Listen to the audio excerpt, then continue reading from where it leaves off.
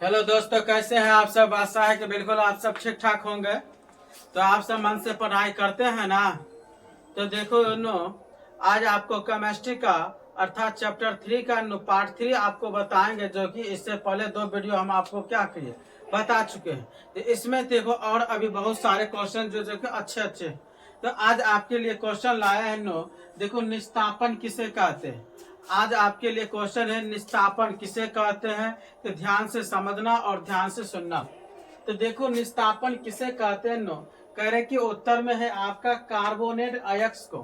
किसमें कार्बोनेट अयस्क को सीमित वायु की उपस्थिति में। सीमित मतलब होता है कि आपका न अधिक है न कम है, जितना आपको यानी कि चाहिए उस सीमित में आपको यह वायु अर्थात एयर देगा। तो कार्बोनेट CaCO3 जिसको बोलते हैं कैल्शियम कार्बोनेट, या सिर्फ कार्बोनेट की बात किया गया है। तो कार्बोनेट अयस्क अर्थात उसके अयस्क को सीमित वायु में, एक कंट्रोल वायु में की उपस्थिति में, वायु की उपस्थिति में अधिक ताप पर हम अधिक ताप देंगे, अधिक गर्मी देंगे, अधिक टेम्परेचर पर गर्म करने पर यह ऑक्साइड जो है एक्स की प्राप्ति होता है। अधिक ताप पर, अधिक टेम्परेचर पर यह ऑक्साइड अयस्क की प्राप्ति होती है और इसमें वापसील अशुद्धियों को बाहर हो जाती है। वाष्प बन बन के अशुद्धियों क्या हो जाती है, बाहर हो जाती है। तो आपको फिर से देखो, ध्यान देना है, निस्तापन किसे कहते हैं। क्वेश्चन है आपका कि निस्तापन किसे कहते हैं। कार्बोनेट अयस्क को सीमित वायु की उपस्थिति में, सीमित वायु की उपस्थिति में अधिक ताप पर गर्म करने, अधिक ताप पर हम इसको गर्म करने पर से यह ऑक्साइड अयस्क की प्राप्ति होती है और इसमें वापसील अशुद्धियां, वाष्प बन बन के अशुद्धियां क्या हो जाती है, बाहर निकल जाती है। जैसे है देखो, यहाँ आपका है जिंक कार्बोनेट ZnCO3, आपके पास है जिंक कार्बोनेट जिसको बोलते हैं ZnCO3। अब देखो जिंक कार्बोनेट जो है ZnCO3 जो है आपका, ये ZnCO3 रिएक्शन तो क्या देखो, ऑक्सीकरण ZnO गर्म करेंगे, अधिक ताप पर गर्म करने पे ये अयस्क की प्राप्ति होता है। अयस्क ZnO प्लस CO2 है, इसके रूप में ये क्या होती है, प्राप्ति होती है। अब है कैल्शियम कार्बोनेट, क्या है कैल्शियम कार्बोनेट CaCO3, क्या है बाबू, CaCO3 ये रिएक्शन कर रहा है, क्या बना रहा है, CaO प्लस CO2 अर्थात कैल्शियम ऑक्साइड बना रहा है और प्लस CO2 बना रहा है। तो आपको यह अच्छी तरह ज्ञान मालूम होना चाहिए, ध्यान रहना चाहिए कि देखो CaCO3 है, अधिक टेम्परेचर पर यह अशुद्धियां गैस बाहर निकल रही है और CaO प्लस CO2। तुमको पता है कि CO क्या है, कली चूना है। CO2 क्या है सर, कार्बन डाइऑक्साइड है। ये CaCO3 क्या है, कैल्शियम कार्बोनेट है। ZnCO3 क्या है, जिंक कार्बोनेट है। तो ZnO zinc oxide plus CO2। तो आपको यह अच्छी तरह से समझ में आ गया कि निस्तापन किसे कहते हैं। कार्बोनेट अयस्क को सीमित वायु की उपस्थिति में अधिक ताप पर गर्म करने पर यह ऑक्साइड अयस्क की प्राप्ति होती है, यह ऑक्साइड अयस्क की प्राप्ति होती है और इसमें वापसील अशुद्धियों को हम बाहर हो जाते हैं। तो आपको जिंक कार्बोनेट, या देखो हम हिंदी में और इंग्लिश में दोनों लिखे हुए हैं, सूत्र में भी लिखे हैं जिंक कार्बोनेट। ZnCO3 को हम पढ़ेंगे जिंक कार्बोनेट, CaCO3 को हम क्या पढ़ेंगे, कैल्शियम कार्बोनेट। हम आपको हिंदी और सूत्र दोनों में बता रहे हैं ताकि मेरा स्टूडेंट जो है कमजोर ना रहे, अच्छी तरह से क्या रहे, मजबूत रहे। तो अब चलते हैं इसी का देखो कुछ आगे, निस्तापन और भर्जन। निस्तापन और भर्जन दोनों क्रियाएं एक भट्टी में की जाती है। निस्तापन और भर्जन, निस्तापन और भर्जन विशाल आ गया। देखो तुम सब ध्यान से पढ़ो, ऐसे बाजा उजा थोड़ा तुमको डिस्टर्ब करेगा, क्योंकि अभी हमारे इधर शादी ब्याह के समय है, लगन के है, बजा जा बजेगा, तुमको सिर्फ अपना फोकस एग्जाम पर स्टूडेंट करना है। तो देखो ध्यान से निस्तापन और भर्जन दोनों क्रियाएं एक भट्टी में की जाती है। निस्तापन और भर्जन दोनों एक ही भट्टी में की जाती है, जिसे परावर्तनी परावर्तनीय भट्टी कहते हैं। क्या कहते हैं? परावर्तनीय भट्टी कहते हैं।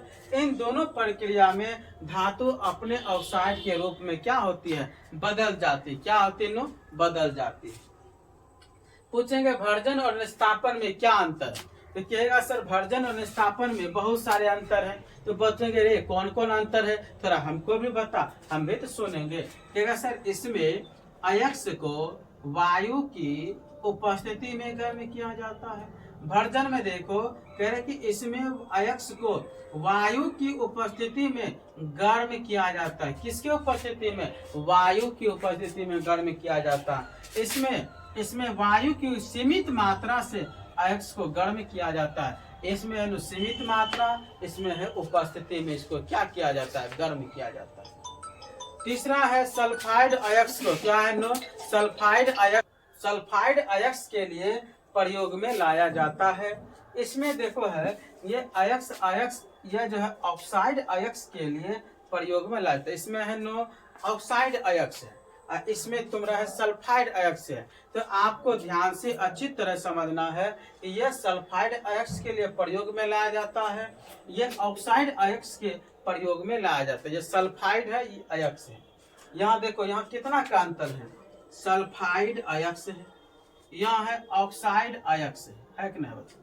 यहाँ सल्फाइड अयस्क है और यहाँ ऑक्साइड अयस्क है के लिए प्रयोग में लाया जाता है। अब देखो तीसरा है इसमें अयस्क ऑक्सीकृत हो जाते हैं। इसमें अयस्क जो है ऑक्सीकृत हो जाते हैं। इसमें है अयस्क निर्जलीकृत हो जाते हैं। इसमें ऑक्सीकृत होगा, इसमें क्या होगा? निर्जलीकृत होगा। अब तुम देख ध्यान से रे फिर से निस्तापन किसे कहते हैं? तो बोलेगा सर कार्बोनेट अयस्क को सीमित वायु की उपस्थिति में, सीमित मतलब लिमिट वायु की उपस्थिति में अधिक ताप पर गर्म करने पर यह ऑक्साइड अयस्क की प्राप्ति होती है और इसमें वापसील अशुद्धियां क्या हो जाती है? बाहर हो जाती है। अब है जिंक कार्बोनेट। जिंक कार्बोनेट का फार्मूला है ZnCO3 ZnO प्लस CO2 है। देखो ZnCO3 को हम इसमें अधिक ताप पे गर्म करेंगे तो यह ऑक्साइड में अयस्क में क्या होगा? परिवर्तित होगा, अशुद्धियां पदार्थ बाहर निकलेगा। कैल्शियम कार्बोनेट है, COC3 को अधिक ताप करेंगे तो अयस्क और अशुद्धियां पदार्थ क्या होगा? बाहर निकलेगा। निस्तापन और भर्जन दोनों क्रियाएं एक भट्टी में की जाती हैं जिससे परावर्तनीय भट्टी कहते हैं। देखो निस्तापन को और भर्जन को दोनों क्रिया को एक भट्टी में प्रयोग की जाती है जिससे हम परावर्तनीय भट्टी कहते हैं। इन दोनों प्रक्रिया में धातु अपने ऑक्साइड के रूप में बदल जाते हैं। इसमें धातु अपने ऑक्साइड के रूप में क्या होते हैं? बदल जाते हैं। पूछेंगे भर्जन और निस्तापन में क्या अंतर है? सर भर्जन और निस्तापन में निम्न अंतर है। पहला है देखो इसमें अयस्क को वायु की उपस्थिति में गर्म करते हैं। अयस्क को किसकी उपस्थिति में?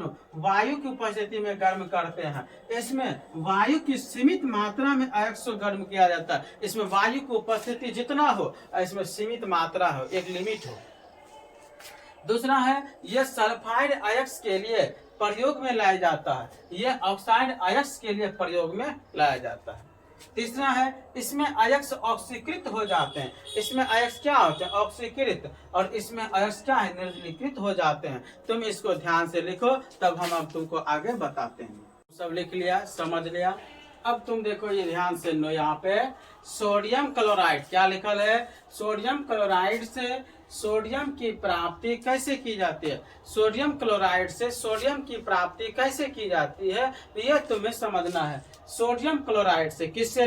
सोडियम क्लोराइड से सोडियम की प्राप्ति अर्थात NaCl से Na की प्राप्ति हमें किस प्रकार होगी तो यह तुम्हें अच्छी तरह समझना है। तेरे सोडियम क्लोराइड से सोडियम, यह क्या है? सोडियम। और सोडियम क्लोराइड से देखो क्लोराइड से सोडियम धातु की प्राप्ति विद्युत अपघटन विधि से की जाती है। पूछेंगे रे बाबू सोडियम धातु की प्राप्ति सोडियम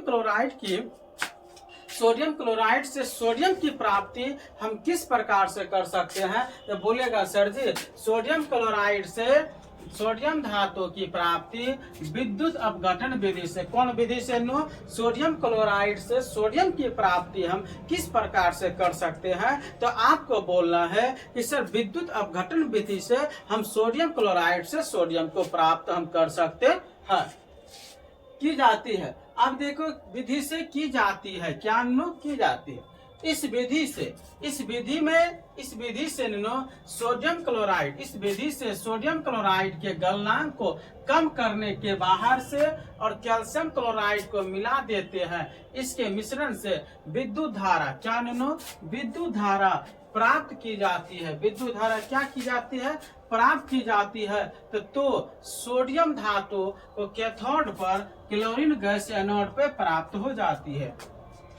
अब तुम्हें ध्यान से समझना है, तो देखो ध्यान से क्या है, ध्यान से देखो क्या है तुम्हारा नो। सोडियम क्लोराइड से सोडियम की प्राप्ति कैसे की जाती है यह तुम्हें समझना है। सोडियम क्लोराइड से सोडियम धातु की प्राप्ति, सोडियम धातु की प्राप्ति विद्युत अपघटन विधि से, कौन विधि से नो? विद्युत अपघटन विधि से की जाती है। पूछेंगे बता सोडियम क्लोराइड से सोडियम धातु की प्राप्ति, सोडियम क्लोराइड से सोडियम धातु की प्राप्ति किससे की जाती है नो? तो बोलेगा विद्युत अपघटन विधि से की जाती है। इस विधि से, अर्थात इस विधि से सोडियम क्लोराइड के गलनांक को कम करने के बाहर से हम कैल्शियम क्लोराइड को, देखो इसके गलनांक को, इसको जो गलता है इसको गलनांक को कम करने के लिए नो बाहर से हमें क्या मिलाना है? कैल्शियम मिलाना है। पूछेंगे रे नो सोडियम क्लोराइड को गलनांक को कम करने के लिए हमें बाहर से क्या मिलाएंगे? तो बोलेगा सर कैल्शियम क्लोराइड मिलाइए। क्या मिलाइए? कैल्शियम क्लोराइड को मिला देते हैं तो इसके मिश्रण से विद्युत धारा प्राप्त की जाती है। इसके मिश्रण से क्या प्राप्त की जाती है? विद्युत धारा। तो सोडियम धातु कैथोड पर, क्लोरीन गैस एनोड पर प्राप्त की जाती है। पूछेंगे सोडियम धातु कैथोड पे कौन सी? क्लोरीन गैस को प्राप्त करेंगे और एनोड पे क्या करेंगे? प्राप्त की जाती है। तो आपको यह कंठस्थ क्या है याद रखना जरूरी है। पहला है तुम्हारा नो 2NaCl। देखो सोडियम क्लोराइड को विद्युत अपघटन करने पर Na+Cl2, अर्थात इधर देखो Na क्या को 2 गो, Cl क्या को 2 गो, इधर 2 गो है ना, 2 Cl है। आपका ये समीकरण क्या है? बराबर है। अब आते हैं इस क्वेश्चन पे, एल्युमिनियम ऑक्साइड से एल्युमिनियम धातु की प्राप्ति कैसे की जाती है? एल्युमिनियम ऑक्साइड से एल्युमिनियम धातु की प्राप्ति कैसे की जाती है इसके बारे में तुम्हें समझना है। एल्युमिनियम ऑक्साइड के विद्युत अपघटन से एल्यूमिना की प्राप्ति, किससे? एल्यूमिना की प्राप्ति होती है, जो कि विद्युत अपघटन का अच्छा चालक नहीं होता है। विद्युत अपघटन का अच्छा चालक नहीं होता है। इसका द्रव्यमान भी काफी उच्च होता है। इसका द्रव्यमान भी काफी क्या होता है? उच्च होता है। इसे अच्छा सुचालक बनाने के लिए तथा इसके गलनांक को कम करने के लिए बाहर से क्रायोलाइट, बाहर से क्या लो? क्रायोलाइट NaAlF6 एवं फ्लोस्पार्सी F2 को मिला देते हैं। ऐसा करके तब विद्युत अपघटन करते हैं। तब ऐसा करके क्या होता है? विद्युत अपघटन करते हैं तथा एल्युमिनियम धातु की प्राप्ति होती। कौन धातु की प्राप्ति? एल्युमिनियम धातु की प्राप्ति कैथोड पर जाती है और एनोड पर O2 गैस की क्या होती है? प्राप्ति होती है। पूछेंगे एल्युमिनियम धातु की प्राप्ति किस अयस्क से की जाती है? तो आपको बोलना है बॉक्साइट। देखो ध्यान से नो, सोडियम क्लोराइड से सोडियम की प्राप्ति कैसे की जाती है?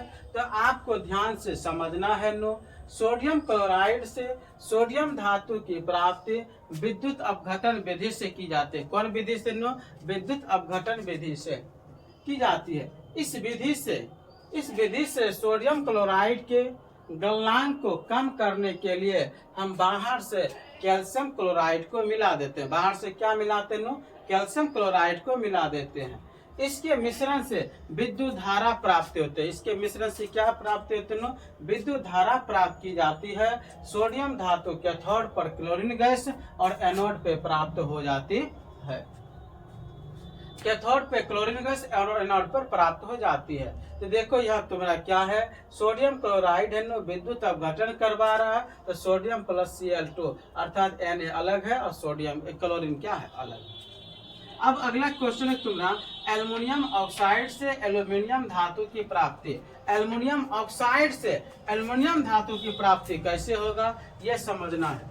एल्युमिनियम ऑक्साइड के विद्युत अपघटन से देखो एल्युमिनियम ऑक्साइड के विद्युत अपघटन से एल्युमिनियम की प्राप्ति करते हैं, जो कि विद्युत का अच्छा चालक नहीं होता, विद्युत का अच्छा चालक नहीं होता है। इस द्रव्यमानांक भी काफी उच्च होता है, इसके द्रव्यमानांक भी काफी क्या होते हैं, उच्च होते हैं।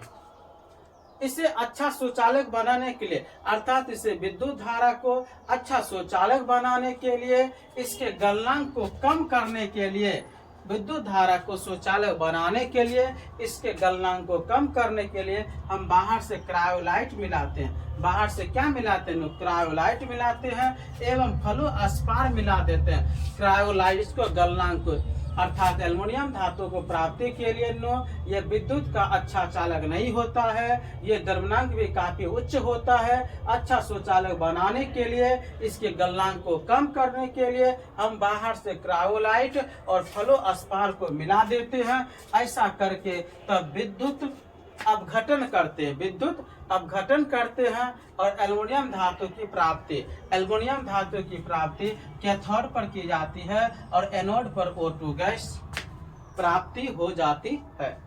रे पूछेंगे एल्युमिनियम धातु की प्राप्ति किस अयस्क से की जाती है, तो बोलना सर बॉक्साइट अयस्क से। क्यों अयस्क से, बॉक्साइट अयस्क से। आप ये अच्छी तरह से कॉपी में नोट कर लीजिए, आप इसको अच्छी तरह से समझ लीजिए। आपको अगर अच्छा लगा होगा तो यह वीडियो को क्या करना, अपने दोस्तों के साथ शेयर करना और क्या करना, सब्सक्राइब करना। और तुम ध्यान से इसको नोट में बुक में लिख लेना और तुम क्या कर देना, सब्सक्राइब कमेंट बॉक्स करते रहना। आज यहीं तक, फिर मिलेंगे कल। धन्यवाद, ठीक ना।